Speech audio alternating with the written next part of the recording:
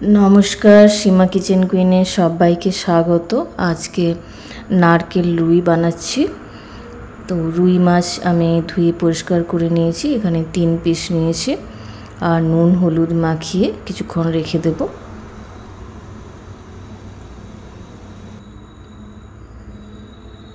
আর কড়াইয়ে সরষের তেল দেব।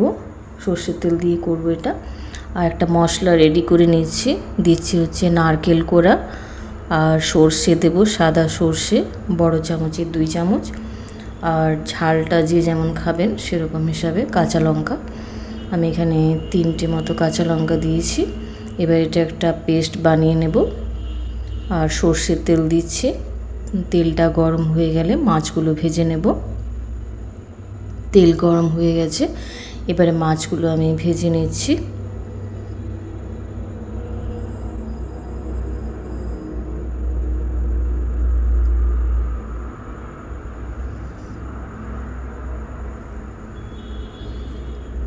এক পাশটা হয়ে গেছে, এবার উল্টে দেব, আরেক সাইডটা করে নেব। তারপর একটা পাত্রে তুলে রেখে মশলাটা ওই তেলেই কষবো।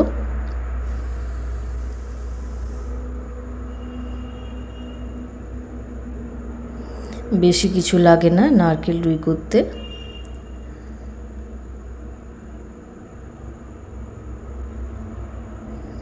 মাছগুলো ভাজা হয়ে গেছে, এবার আমি তুলে নিচ্ছি।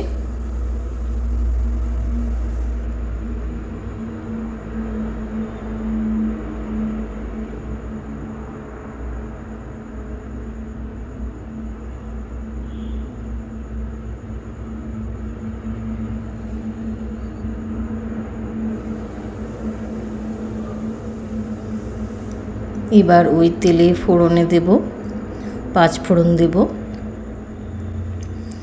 আর শুকনো লঙ্কা একটা দিলাম, কাশ্মীরি লঙ্কার গুঁড়ো, আর যে পেস্টটা বানিয়ে রেখেছি নারকেল সরষে দিয়ে সেটা দিয়ে দিলাম। এবার একটু ভালো করে কষে নেব।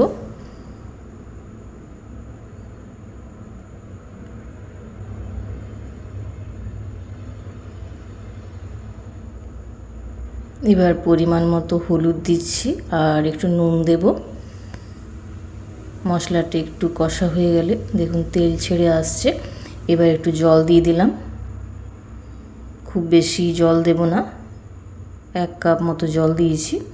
এবার গ্রেভিটা ফুটে গেলে তারপর আমি মাছগুলো ছেড়ে দেব।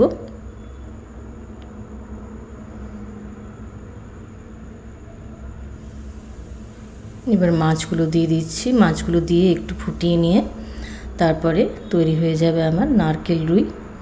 আর ওপর থেকে কয়েকটা কাঁচা লঙ্কা দিয়ে দেব।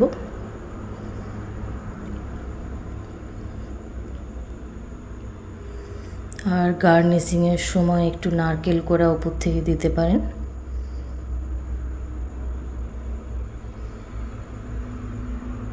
তৈরি হয়ে গেল আমার নারকেল রুই। এভাবে বানিয়ে দেখতে পারেন। ভালো লাগলে একটা লাইক করবেন। আমার রান্না কেমন লাগছে জানাতে ভুলবেন না। উপর থেকে একটু কাঁচা লঙ্কা দিয়ে দিলাম।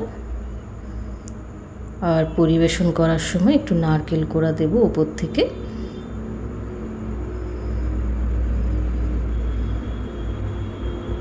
গরম ভাতের সাথে খেতে দারুণ লাগে এটা। নারকেল আর কাঁচা লঙ্কা আর সরষের, সাদা সরষের একটু